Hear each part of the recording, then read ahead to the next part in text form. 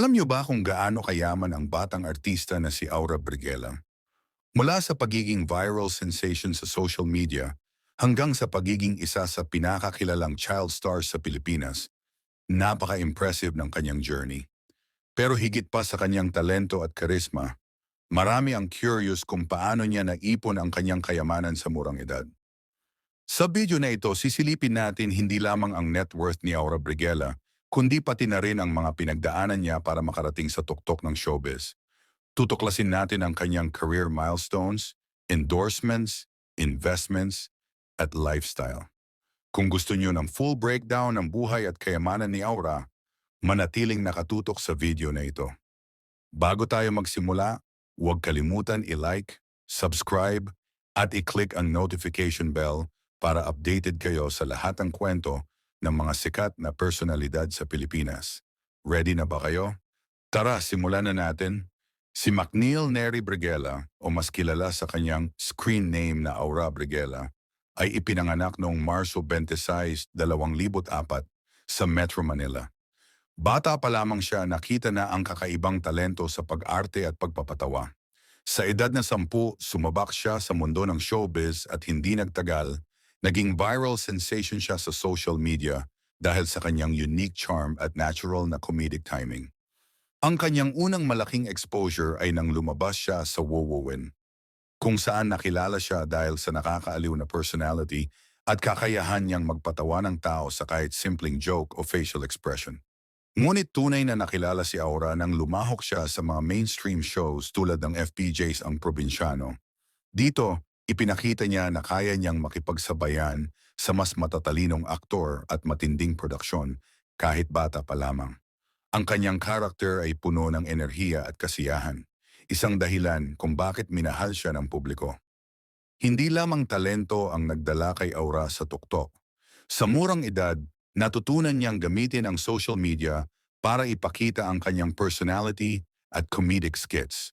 Sa TikTok, Facebook at YouTube, mabilis siyang nag-viral. Dahil dito, dumami ang followers at nagbukas ng pinto para sa endorsements at paid collaborations. Isa ito sa malaking dahilan kung bakit maaga niyang naipon ang kanyang kayamanan.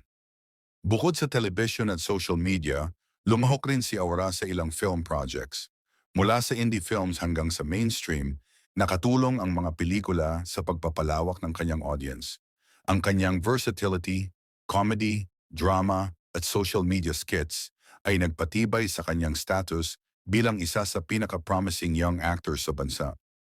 Ngunit paano nga ba siya kumikita at gaano kalaki ang kanyang kita? Bilang batang artista, hindi biro ang kumita sa murang edad. Ang pangunahing pinagkukunan niya ng income ay ang television shows, film projects, endorsements at digital content monetization. Sa television, kumikita siya sa episode fees, duet, sa ilang kaso sa royalties depende sa kontrata. Ang regular appearances sa shows tulad ng FPJ's Ang Probinsyano ay nagbigay sa kanya ng steady income na mahalaga sa murang edad, lalo na sa industriya ng showbiz na pabago-bago ang projects.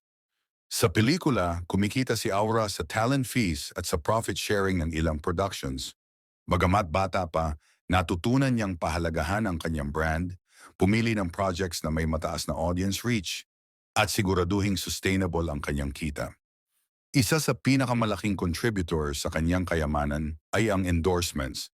Dahil sa malakas na social media following at fanbase, maraming brands ang nag-aalok ng paid collaborations mula sa food chains, fashion, gadgets, beauty products, at iba pa.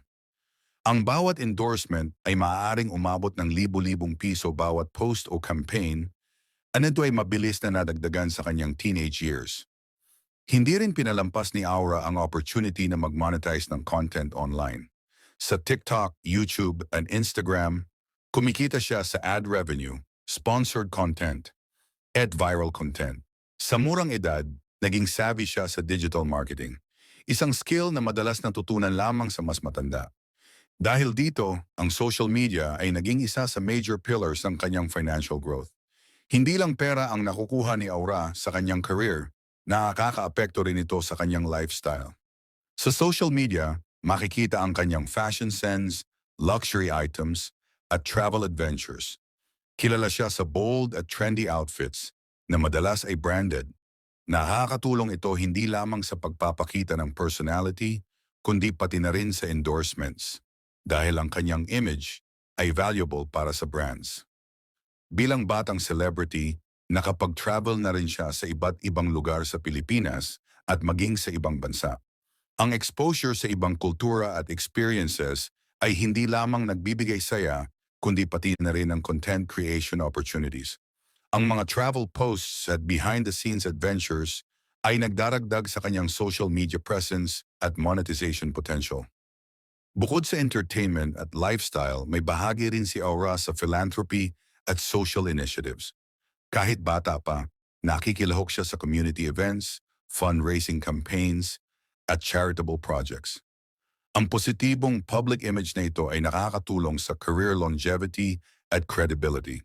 Maraming brands at projects ang nagnanais makatrabaho siya dahil sa kanyang approachable at socially responsible personality.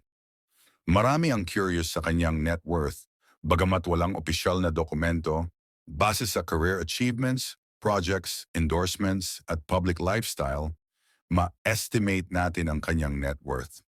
Sa television at film alone, kumikita siya ng libu-libong piso kada episode o project at sa dami ng projects niya mula bata hanggang ngayon, nasa milyones range ang kanyang kita. Sa endorsements, awat campaign ay maaaring mag-amount ng daan-daang libo per deal. Sa dami ng tinanggap niyang projects, malaking bahagi ito ng kanyang total income.